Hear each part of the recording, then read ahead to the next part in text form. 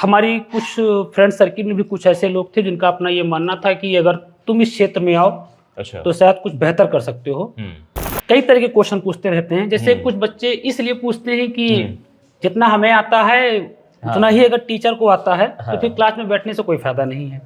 लड़का है या लड़की है, नूरजहां है, वो जा रहे हैं, वो कॉलेज जा रहे हैं, वो पल्सर पे हैं, वो स्कूटी पे हैं, तो एक स्टोरी को इस प्रकार से बांध देना कि बच्चा उठ कर ना जा पाए।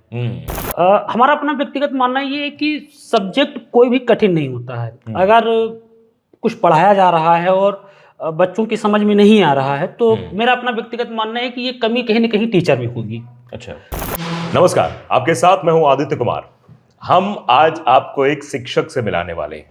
हम ऐसे चाणक्य से आपको मिलाने वाले हैं जिसने बहुत सारे चंद्रगुप्त तैयार कर दिए हैं। हम आज मणि सर के साथ हैं। वैसे इन्हें कहा जाता है कि रायबरेली की एक खान सर हैं। आपने खान सर बिहार वाले तो देखे होंगे, बिहार वाले खान सर की क्लासेस भी आपने देखी होंगी। तो मैं आज आपको मणि सर से मिलवाने जा रहा हूं। क्लासेस भी इनके आप जाके यूट्यूब पर देखेंगे तो इनकी क्लासेस भी मिल जाएंगी। और रायबरेली में द विजन नाम से इनका कोचिंग इंस्टीट्यूट है जिसमें वो पढ़ाते हैं और जिसमें ऐसे लय से पढ़ाते, लयबद्ध तरीके से 5 घंटे बच्चे उठने का नाम नहीं लेते। तो हमारे साथ मणि सर जी। मणि सर जी, बहुत बहुत स्वागत है आपका। सबसे पहले आपका बहुत बहुत धन्यवाद। और आपके माध्यम से आज शहर के रायबरेली शहर के अलावा और भी जो अन्य बच्चे हैं उनसे भी मुखातिब होने का मौका मिला जी। तो इसके लिए हम आपका बहुत बहुत आभार प्रकट करते हैं। अरे सर, सबसे पहले मैं जानना चाहता हूँ, परिचय आपका जानना चाहता हूँ कि आपने कब से मतलब कोचिंग संस्थान शुरू किया, कब से आपने पढ़ाना चालू किया, कब आगे क्या प्लानिंग रही आपकी? ऐसे हमारा नाम चंद्रवर त्रिवेदी है और हम इसी लोकल रायबरेली के रहने वाले भी हैं। और हमने अपनी जो पढ़ाई की है वो एमए और प्लस बीएड के साथ किया है। पढ़ाने को लेकर अगर बात की जाए तो शुरुआत इसी रायबरेली में जो छोटे मोटे संस्थान हुआ करते थे तो वहाँ से चीज़ें शुरू की गई। और फिर लास्ट में लगभग 2016 के आसपास फिर हमने दिल्ली में दृष्टि कोचिंग में अपना एडमिशन लिया। अच्छा, दृष्टि में वहाँ से पढ़ाई की आपने? जी, वहाँ फिर हमने एक क्लास पढ़ी और लगभग 2 साल का कोर्स था, कोर्स कंप्लीट किए। लगभग 2.5 साल दिल्ली में हम रहे। और उसके बाद रायबरेली आने के बाद फिर हमने ये देखा कि यहाँ पर जो कुछ संस्थान हैं जो सिविल परीक्षाओं को लेकर एक सही मार्गदर्शन की कमी थी। तो हमारी कुछ फ्रेंड सर्किल में भी कुछ ऐसे लोग थे जिनका अपना ये मानना था कि अगर तुम इस क्षेत्र में आओ तो शायद कुछ बेहतर कर सकते हो। तो उन दोस्तों के कहने से और फिर एक हमारी भी इच्छा हुआ करती थी कि क्यों ना अपने इस ज्ञान का प्रसार किया जाए, क्योंकि ज्ञान बांटने से बढ़ता है। बिल्कुल, क्योंकि ये चीज़ ऐसी है कि इसका जितना ज़्यादा विस्तार किया जाएगा ये चीज़ें उतनी ज़्यादा ही फैलती जाएंगी। और इसी सोच के साथ हम आगे इस लाइन में कूद पड़े। और लगभग हमने जो शुरुआत की थी अपनी संस्थान की तो हमने एक छोटे से कमरे से की थी और लगभग उसमें 10 या 15 बच्चे थे। अच्छा। और फिर धीरे धीरे वो 10-15 से आगे संख्या बढ़ती गई और आज इस मुकाम तक पहुंचे।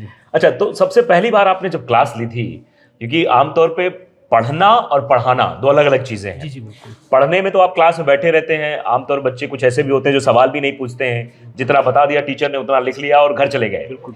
पढ़ाने का मतलब होता है एक एक बच्चे से इंटरेक्शन। जो शिक्षक यहाँ व्हाइट बोर्ड के पीछे खड़ा हुआ है वो देख रहा है कौन बच्चा कैसे पढ़ रहा है, क्या आगे कर रहा है। तो पहली बार का अनुभव आपका कैसा रहा जब पहली बार आप आए? हाथ में चौक रही या फिर ये मार्कर ही रहा? मार्कर ही था। तो पहली बार आपका एक्सपीरियंस कैसा रहा? बच्चे कुछ कई तरह के क्वेश्चन पूछते रहते हैं, जैसे कुछ बच्चे इसलिए पूछते हैं कि जितना हमें आता है उतना ही अगर टीचर को आता है तो फिर क्लास में बैठने से कोई फायदा नहीं है। और आकलन करते हैं और अगर हमसे ज्यादा आ रहा है तो लाओ कुछ ऐसे क्वेश्चन पूछे जाएं जिससे पता किया जा सके कि यहाँ सामने वाले को आता कितना है। तो जब शुरुआत हमने किया और इस लाइन में आए तो हमारे दिलो दिमाग में एक चीज बैठी हुई थी पहले से ही कि हमें अपनी पढ़ाई की शैली ऐसी अपनानी है जिस समाज से बच्चा आ रहा हो वैसी ही शैली को अपनानी है। मतलब कनेक्टिविटी बरकरार रहे। बिल्कुल। जैसे अगर हमें इतिहास पढ़ाना है और इतिहास को अगर हम इतिहास के हिसाब से पढ़ाएंगे तो सीधी सी बात है कि बच्चे को उस क्लास को पढ़ने में मजा नहीं आएगी। लेकिन अगर इतिहास को आज के समय से जोड़कर कि अगर बता दे कि जहांगीर को आज का आधुनिक जहांगीर बना दे, जैसे लड़का है या लड़की है, नूरजहां है, वो जा रहे हैं, वो कॉलेज जा रहे हैं, वो पल्सर पे हैं, वो स्कूटी पे हैं, तो एक स्टोरी को इस प्रकार से बांध देना कि बच्चा उठ कर ना जा पाए।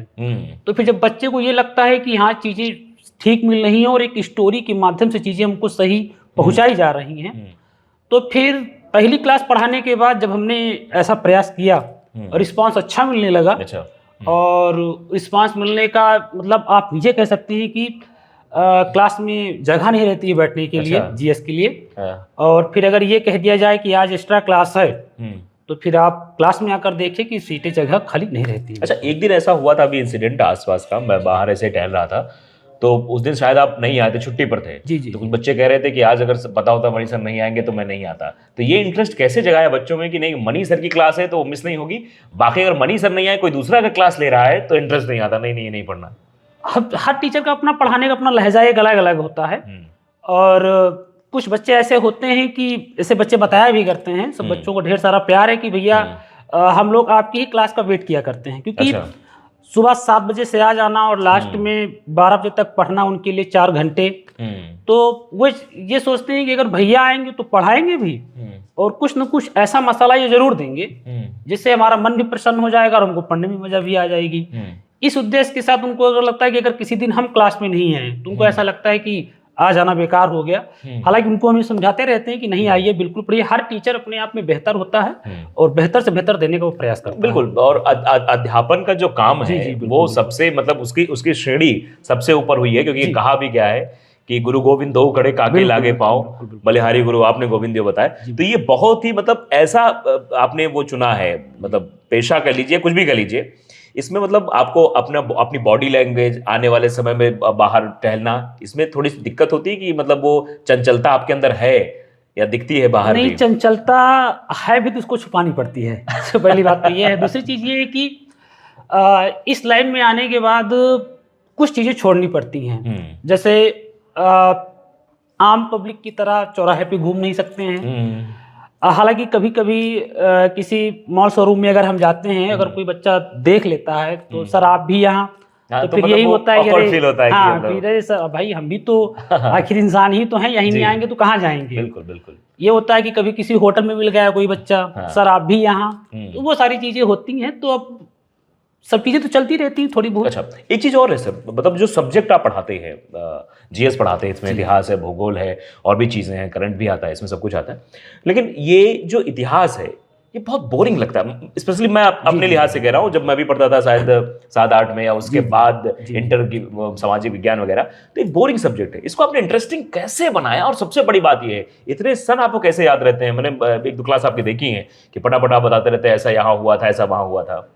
हमारा अपना व्यक्तिगत मानना ये है कि सब्जेक्ट कोई भी कठिन नहीं होता है। अगर कुछ पढ़ाया जा रहा है और बच्चों की समझ में नहीं आ रहा है, तो मेरा अपना व्यक्तिगत मानना है कि ये कमी कहीं ना कहीं टीचर में होगी। अच्छा, वो बच्चे तो समझने के लिए बैठे ही हुए हैं, तो टीचर की पढ़ाने की शैली ऐसी होनी चाहिए कि वो सारी चीजें बच्चों को समझ में आ जानी चाहिए, पहली चीज। दूसरी चीज ये है कि जहाँ तक सन वाली बातें होती हैं, तो जैसे किसी चीज का कोई वन लाइनर चीजें हैं, अगर हम उसको रट लेते हैं तो वो चीजें हमारे माइंड में एक बार उतर जाएंगी। लेकिन किसी चीज को अगर हम एक जो उसका पूरा सिद्धांत है, हर चीज को एक डीपली अगर हम नॉलेज कर लेते हैं, फिर वो चीजें माइंड में नहीं उतरती हैं। फिर कहीं ना कहीं हम कुछ घटनाओं को सन से याद कर लेते हैं, मतलब किसी का जन्मदिन है, यार दोस्त का बर्थडे है, या किसी का बर्थडे है, तो उस बेस पर भी चीजें याद रहती हैं।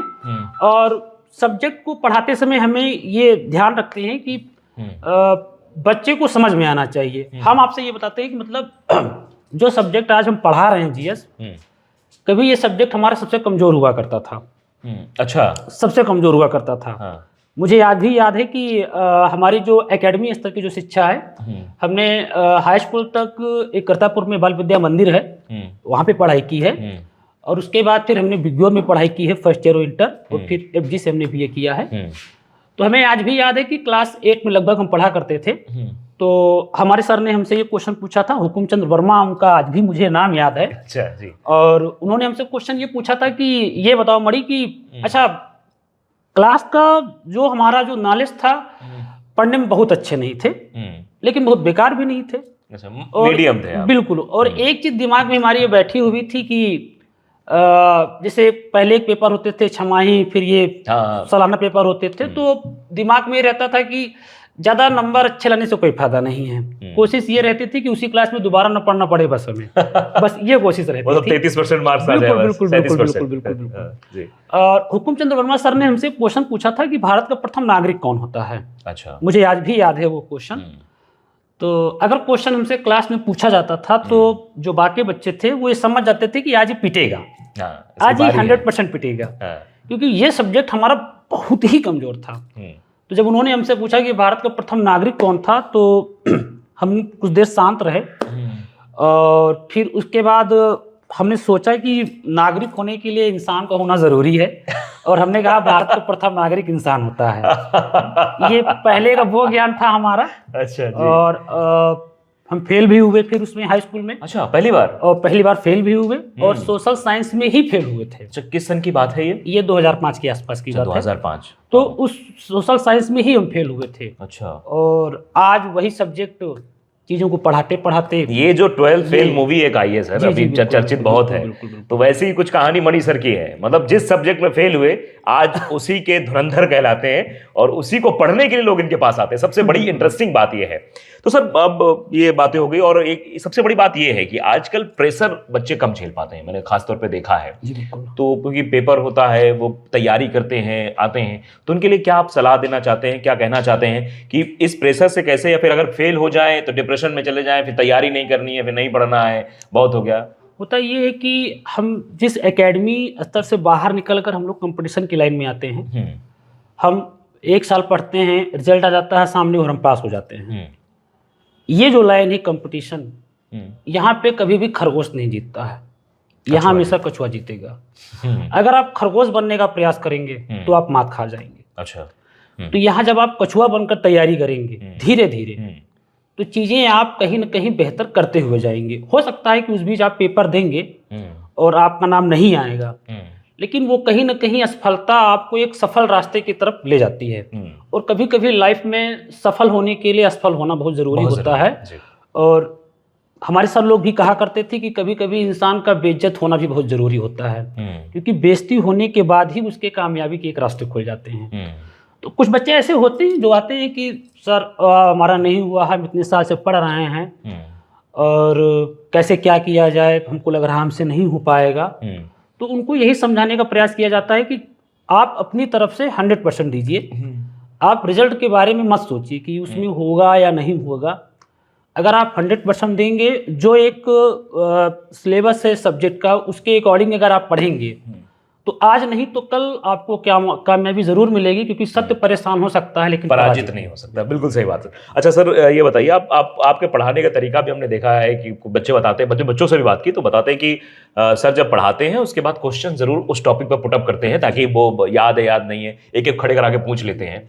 तो आप ST भी लेते हैं, स्पीड टेस्ट भी आप लेते हैं, क्या कुछ आपकी तैयारियां रहती हैं, और कितने बच्चों का सिलेक्शन अभी तक आपने कराया है, वो जरा बताइए। अब तक अगर ये ST का एक फॉर्मेट है ये। अच्छा। और आज भी ST हुई थी क्लास में, समीक्षा अधिकारी की तैयारी चल रही है हम लोगों के यहाँ, और 11 फरवरी को इसका पेपर भी है, और ये संविधान का टेस्ट है। अच्छा, ये संविधान जी जी जी। और इसमें लगभग 120 क्वेश्चन हैं। तो ऐसे क्वेश्चन फॉर्मेट में दिए जाते हैं, और क्वेश्चन का जो फॉर्मेट होता है वो उसी लेवल में होते हैं, मतलब जिस लेवल पे पेपर में जी जी जी बिल्कुल बिल्कुल। मतलब जब आपके हाथ में पेपर सेट रहेगा तो आपको लगेगा कि ये बिल्कुल आयोग के ही मॉडल पर पेपर सेट तैयार किया गया है। मतलब जो प्रेशर वहां झेलना है वो यही झेल के खत्म करो। और यहाँ पे आपको टाइम वही दिया जाएगा, और आपकी जो OMR सीट है ये हम लोग देते हैं। अच्छा, ये देखिए, मैं कैमरे में आपको दिखाना चाहता हूँ, ये OMR सीट है जो आपको एग्जाम के दरमियान मिलेगी, और जो प्रेशर आप वहां मतलब फेस करते हैं वो यही फेस करके यही खत्म करके जाइए मणि सर के पास। और उस जो प्रेशर है उसके बाद आप तो क्वेश्चन भी आप पुटअप करते हैं उसके बाद। मान लो जैसे कोई सवाल कोई नहीं लगा पाया जी, ये जैसे आज टेस्ट हो जाता है। हाँ। फिर दूसरे दिन बच्चे इस टेस्ट बुकलेट को लेकर आते हैं। अच्छा, ये OMR कंप्यूटराइज चेक कराई जाती है। अच्छा, जी जी बिल्कुल, कंप्यूटर चेक कराई जाती है। फिर बच्चे दूसरे दिन टेस्ट पेपर लेकर आते हैं, और उनसे जो क्वेश्चन नहीं हो पाता है वो अपना क्वेश्चन पुटअप करते हैं, पूरा सॉल्व कराते हैं। अच्छा, पूरा उसको बताते भी हैं कि कैसे क्या है। जी बिल्कुल, एक्सप्लेन करते हैं या फिर बताते हैं कि ये बी वाला सही है? पूरा करते हैं, पूरा करते हैं। एक आंसर की भेज दी जाती है ग्रुप में कि आपका इस प्रश्न का आंसर ये है, आप मिला लीजिए।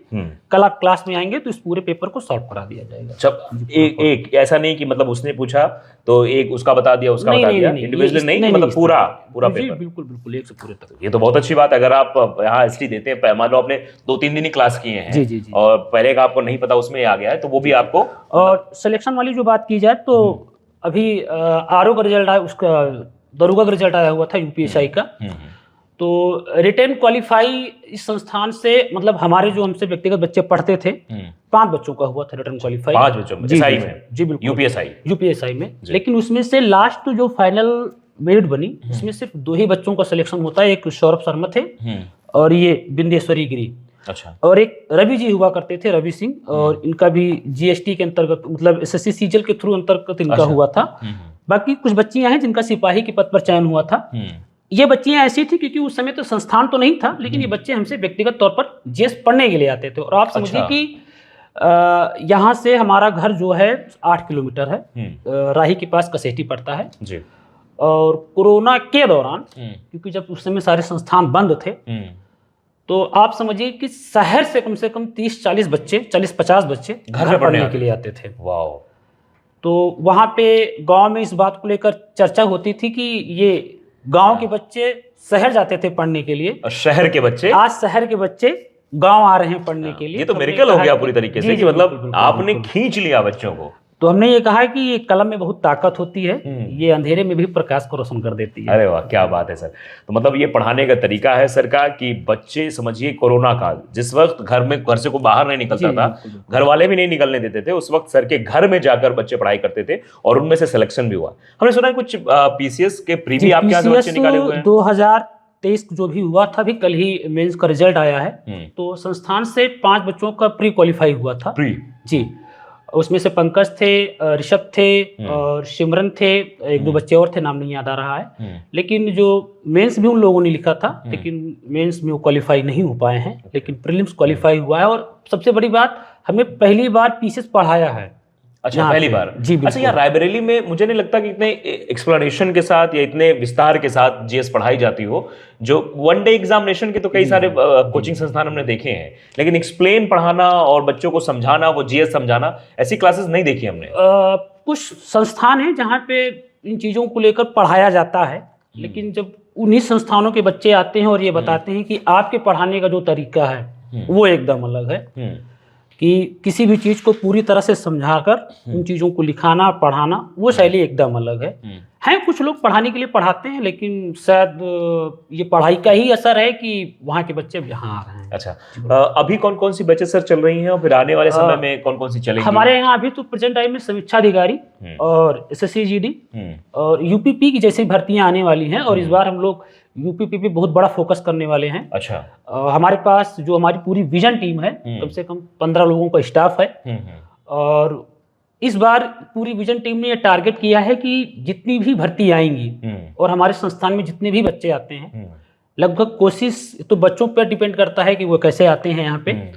लगभग ये टारगेट है कि कम से कम 10 बच्चों का इस बार यूपीपी में सिलेक्शन कराना है। और अभी एसएससी जीडी का भी रिजल्ट आया था इससे पहले। भाई रिटेन क्वालिफाई कराने की जिम्मेदारी हमारी होती है और फिजिकल क्वालिफाई करना ये बच्चे की जिम्मेदारी होती है। तो रिटेन तक तो हम आपके साथ हैं। तो एसएससी जीडी में आप समझिए कि यहाँ से भी 1-2 बच्चों का चयन हुआ। तो अब यूपीपी पर हम लोग बहुत बड़ा फोकस करने वाले हैं। तो ये बड़ी खबर है, आप समझिए, जानकारी बड़ी है कि द विजन जो कोचिंग इंस्टीट्यूट है, मनी सर जो चलाते हैं, इनका आपकी बार टारगेट है। तो बिल्कुल मौका मत चूकिएगा, आप लोग आ जाइए और यूपीपी की बात जरूर कर लीजिए। जब से क्लासेस शुरू होंगी तब से सर बता देंगे, अपडेट करते रहेंगे आपको। तो फिलहाल सर आपसे बातचीत की हमने, बहुत अच्छा लगा और दोबारा ज़रूर आपसे बातचीत होगी, लेकिन समय थोड़ा सा कम है इसलिए ज़्यादा बातचीत नहीं हो सकती आगे।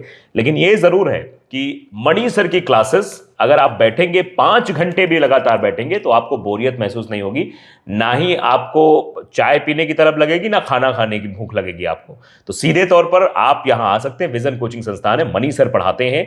और जिस तरीके से इनके पढ़ाने का लहजा है, क्योंकि इन्होंने खुद पढ़ा है और खाली टाइम में बैठकर खुद पढ़ते हैं कि आगे क्या टॉपिक हमें पढ़ाना है, किस हिसाब से पढ़ाना है। और सबसे बड़ी बात होती है कि अनुभव कि पढ़ाना कैसे है, ये इंपॉर्टेंट है। एक टीचर को ज्ञान कितना ज्यादा है ये अलग वे है, लेकिन वो पढ़ाता कैसे है ये ज़्यादा ज़रूरी है। तो पढ़ाने का तरीका है, एक बार ज़रूर आप आइए, यहाँ देखिए किस तरीके से यहाँ पढ़ाई होती है।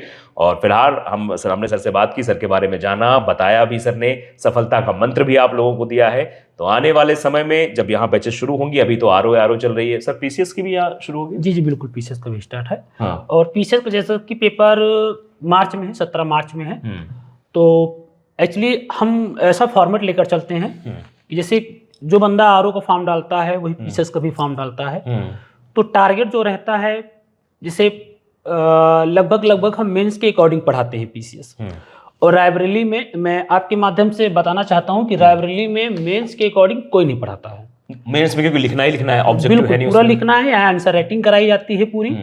और उसके बाद फिर जब पेपर प्रीलिम्स की डेट आ जाती है, जैसे मान लीजिए कि मार्च में डेट आ गई, 17 मार्च को है, तो प्रीलिम्स की डेट आने के 2-2.5 महीने पहले फिर हम एक क्रैश कोर्स टाइप में शुरू कर देते हैं। अच्छा। फिर उस पूरे जीएस के मैटर को हम 2.5 महीने में, 2 महीने में समाप्त कर देते हैं। और मैं आपके माध्यम से बताना चाहता हूँ कि जिस सब्जेक्ट को भी हमें पढ़ाना होता है, जो भी टॉपिक पढ़ाना होता है, तो उस पर पहले हम खुद दिन रात मेहनत करते हैं। और सुबह मैं 7 बजे आ जाता हूँ संस्थान, और शाम को 7 बजे ही जाता हूँ। 12 घंटे की ड्यूटी? जी, 12 घंटे की ड्यूटी है। और दिन में 2-3 घंटे खाली रहते हैं, तो इसी में यहाँ पे कुछ नोट्स बन जाते हैं। उसके बाद पूरी रात हमारी है। तो कभी कभी तो ये होता है कि घर वालों को ये कहना पड़ता है कि आज सो जाइए, बस करो। और मुझे याद है कि कभी ऐसा समय होता था कि घर वाले कहते थे अब पढ़ लो, बहुत सो लिए। ये इंटरेस्टिंग है कि घर वाले सुबह ब्रह्म मुहूर्त में पढ़ना है। जी बिल्कुल, ये 4 बजे उठाना है। ये प्रेशर मैंने भी वैसे झेला है, सर ने भी झेला, और बच्चे भी झेलते होंगे। लेकिन जब आपको इस बात की समझ हो जाती है कि पढ़ाई की असली ताकत क्या है, शिक्षा क्या है, क्योंकि उस वक्त हमारे जहन में तो ये नहीं होता, घर वाले प्रेशराइज करते हैं कि पढ़ लो बेटा पढ़ लो, तो हमको लगता है अरे पढ़ लेंगे। लेकिन जब हम समय बीतता है, जब इस एज में आते हैं कि अब नोट कहाँ से आनी है, अब पैसा कैसे कमाना है, अब नाम कैसे कमाना है, तो उस समय शिक्षा बहुत महत्वपूर्ण हो जाती है। सर, बातचीत करने के लिए बहुत बहुत शुक्रिया आपका। और फिर दोबारा भी हम सर आएंगे और चीज़ें जो है आप तक अपडेट करते रहेंगे। तो फिलहाल आप लोग पढ़िए, अपने आप को गढ़िए, बनाइए और दिखाइए अपने समाज में, अपने रिश्तेदारों को जो आप पे नजर गड़ाए रखते हैं कि इनका बच्चा क्या करने वाला है, उसको भी आपको बताना है, मणि सर की क्लास में आना है। नमस्कार।